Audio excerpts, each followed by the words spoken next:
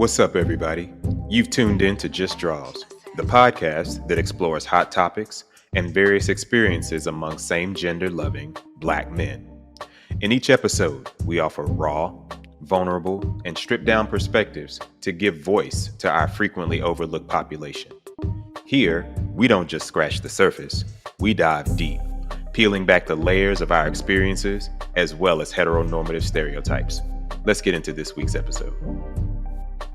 What's up, everybody? This is Darius, 1/4 of the Just Draws podcast. I'm back again, solo dolo, with another Just Thoughts. Hopefully you all took a listen to my previous thoughts about airline travel. If you didn't, be sure to check it out. So on this one, I decided to go a little bit closer to home on this Just Thoughts. So here are my Just Thoughts on higher education. By the time y'all listen to this, it'll probably be around the time for kids to go back to school. The dog days of summer will be over, and it'll be time for students to get back into the standard routine of going to bed and waking up earlier than normal. My thoughts, however, are for both the adults in training, i.e. our college students, and their parents. So for our listeners who don't know, I'm a college professor, and I've been teaching in higher education for a little over 23 years. When I first started teaching, I was like most young educators. I was nervous. I wanted to make sure that I was all that I could be to my students. As I've matured in the profession, I no longer have the anxiety that I did, and I truly began to love teaching. Now, don't get me wrong. I still love teaching, and I love molding young minds. I love being a mentor. I love being a sounding board to my students. And overall, I love serving as like a big brother that many of them don't have. But as I continue to work in this space and live in this space of teaching and higher education, I'm finding it harder to work with students, not due to my old age, but due to so many external factors that are completely out of my control. So let's get into it. To my parents, I know that you have dreams of seeing your babies graduate high school, and then go off to college and get a degree, get that high-powered six-figure job, and do all the things that maybe you either didn't have the chance to do or always wanted to do. Now, those are awesome dreams to have, but I have one request of y'all. Really pay attention to your children. I used to hear people growing up all the time saying, college ain't for everybody, college ain't for everybody. So while I used to subscribe to this notion, I learned that just isn't true. What I really learned, and something that I share with students and parents anytime I'm speaking on behalf of the college or the colleges that I've worked for, is that college truly is for everybody. However, it's not for everybody at the same damn time. So make sure y'all get that. It is for everybody, but it's not for everybody at the same damn time. Some students who graduate summa cum laude, magna cum laude, and even cum laude may be ready for the rigors of college fresh out of high school because they've shown and they've proven that they have the academic acumen and the determination or the drive to keep going. For all our students or all our children or all our kids, nieces, nephews, all of that graduated, thank you, Lord. Going to college right out of high school may not be a good look. So these are our students or our kids, again, our nieces, nephews, etc., who may get out of high school and they may need to see what money feels like, or really what lack of no money feels like. Now, that's what they really need to see and feel. In our society, we should not look at university studies as the next natural progression, which is what I see a lot in college or on the collegiate level. College is not simply grade 13. Which a lot of students seem to feel like that. When you are at what we call the academy, and the we in that are all of your professors and people who work on the collegiate level. So when you're at the academy, that comes with a different mindset. It comes with different routines. It comes with heightened responsibility and clear and intentional challenges to how we have seen the world to that point. So the ways in which you grew up are going to be questioned. The things that you thought you believed all of your life are going to be put into question. The fact that you've been around the same type of people who are in your family for umpteen years, 18, 19, 17, 18, 19 years, that's going to be different because you're going to meet people who didn't grow up the same way you did and may have other views and beliefs. But some students just simply aren't ready for that. And it shows in like nationwide freshman to sophomore retention rates. So if you ever want to kind of look that up, do a Google search for freshman to sophomore retention rates, college. And, retention is just the how many students transition from freshman to sophomore level, like how many students stay in school. So high schools, and one thing that I work with high school teachers during the summer and have worked with them for the past, 10 years, 10 plus years. And while high schools may not be as apt to like leave students behind, they want to kind of push them through and keep what they think is some sort of progress. Let me tell you real quick that while on the collegiate level, we support students wholeheartedly, we are not afraid to leave them behind. I mean, at least I'm not. I'll speak for me. I've had so many students in my career come into the academy wide-eyed, bright-eyed, and bushy-tailed, if you know that old adage or that old idiom. They start out strong, and you have hope that you got a really good group. And then by midterm, they start to drop like flies. I mean, dropping like flies, I don't know what the reason or the rationale could be. I mean, I could speculate a little bit. It could come from tooting up that previously mentioned bushy tail a bit too much, or putting their eyes on too many things that they shouldn't. But in any of those situations, I always get sob stories at the end of the semester when they realize they have to go back home and justify why they did so poorly. And when I tell y'all I have heard it all, I've heard it all. If I fail this class, my mama gonna kick me out. To which I respond, do you have a big mama, auntie, or a cousin that you can crash with? Is there any extra credit I can do?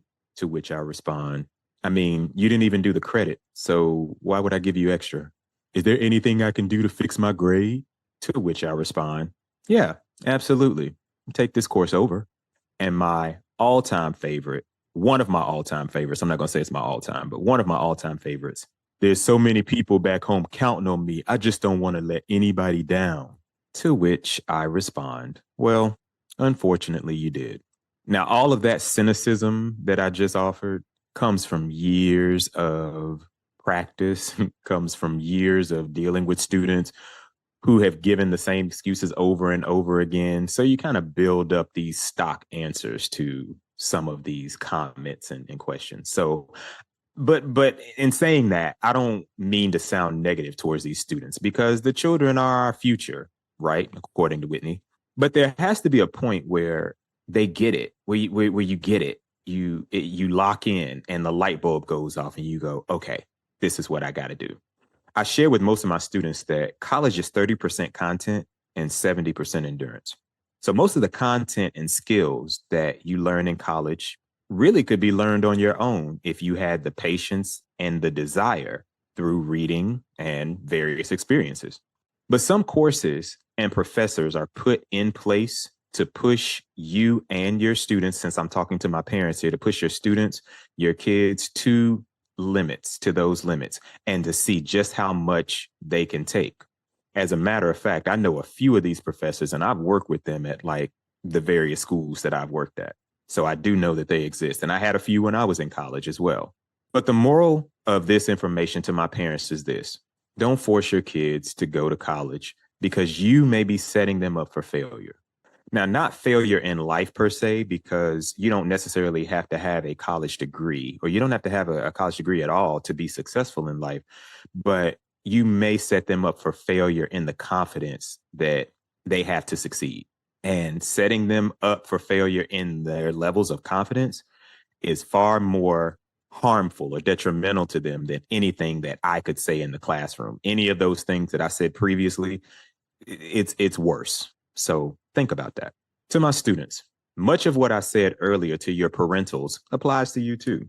So if you know you hate getting up for school, being gone all day, you know your attention span isn't the greatest, you hate to read, to write, to do math, to think, and you get, quote, bored easily, lean in and listen closely.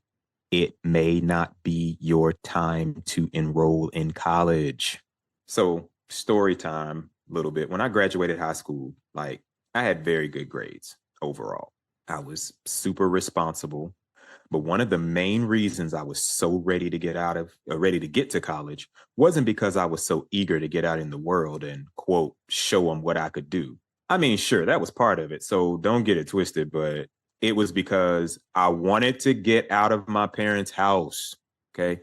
That was the motivation to get out, and that was the motivation to stay out.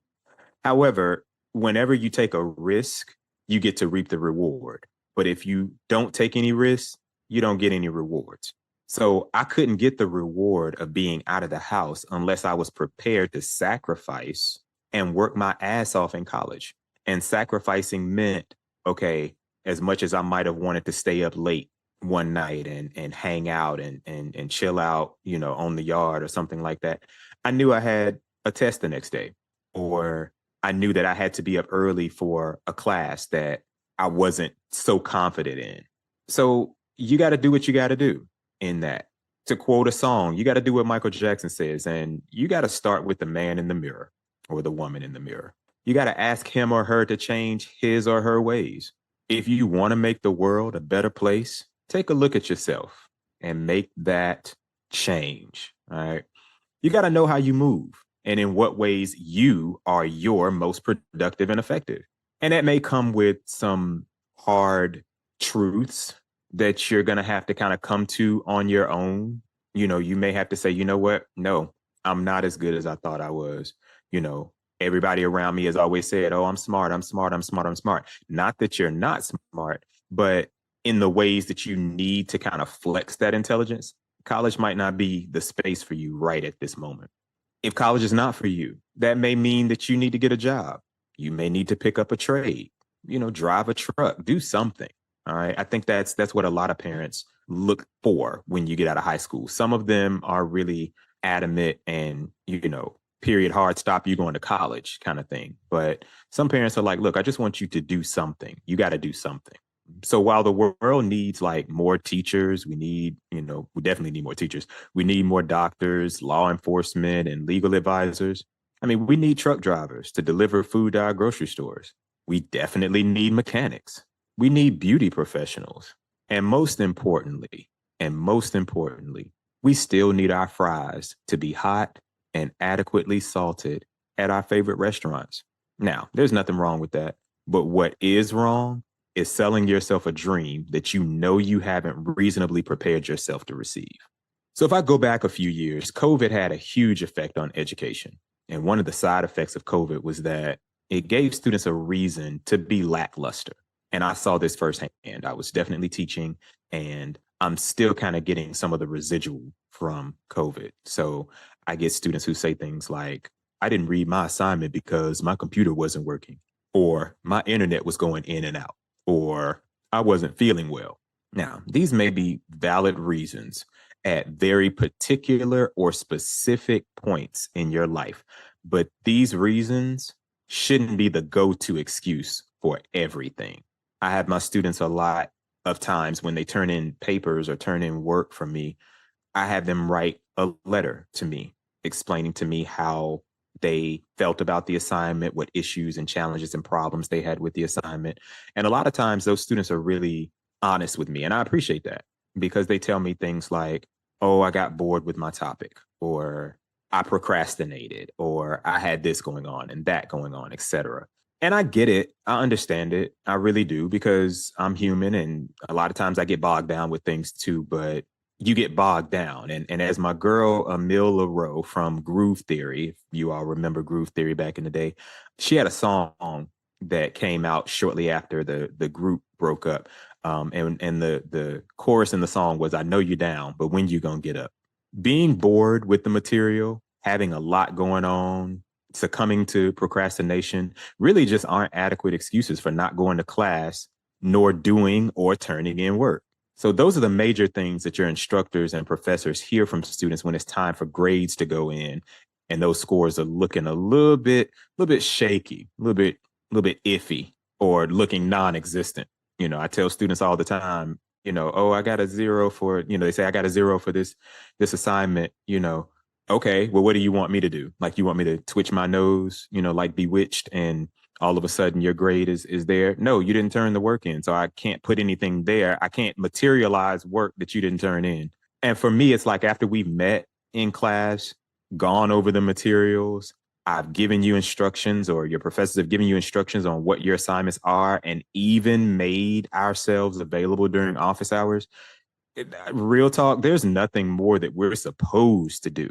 Like, that's what we're supposed to do. We're supposed to meet you where you are, help you get to where you need to go. That's all that we're there to do. We're not there to do the work for you. Learning and education is bi-directional, which means not only do we impart knowledge and skills, but students, you, teach us how to be better for future assignments, or even how to be better for future students who come behind you. And the way you do that is by participating and doing your best. When you don't come to the table with your part, that's what actually leads to a lack of growth and compassion from your instructors and professors. Remember, I told you all about the 70% and the teachers, or your professors or your instructors, that are there just to see how much you can take and to push you. When you come to the table and you do your part, they back off from that sometimes. And trust me, if you aren't sure about that, test that theory out and then come back and let me know. I'm not saying, though, that you are the cause of some of your professors being mean, surly, and damn near crotchety, because there's a lot of reasons for that don't have anything to do with you. But when you show up, it can help get you through whatever course that is, whatever your major is, your degree, whatever. It can help get you through with a lot less problems. So overall, for my students and for my parents of these young scholars and adults in training, make informed decisions when sending or pushing your students off into the world of the academy or to college or university. While most of my colleagues really care for, we support, and we love students, we're not about to coddle them in the ways that they may have been in high school, or the ways that they may have been in your own home. We're just a different animal altogether. While high school was there to introduce them to the world of adulting and like all of the responsibilities, heartache, and disappointment that comes with it, colleges and universities and the instructors and the professors that are there to put that introduction that they got in high school into a hard and harsh practice. So if neither you, parents, or you, scholars, adults in training, are ready for that, then, as they say in church, or as I used to hear in church all the time, you need to govern yourselves accordingly. So there you have it. These have been your morning announcements. All right. So I greatly appreciate y'all for listening to my just thoughts about higher education. Hopefully I'll come to you soon, or come back to you soon, with something else that I've thought about. So until next time. We hope you enjoyed this episode. Now be sure to like, share, and follow us on YouTube, Apple Podcasts, Amazon Podcasts, and Spotify at Just Draws. That's JUSTDRAWZ. Until next time,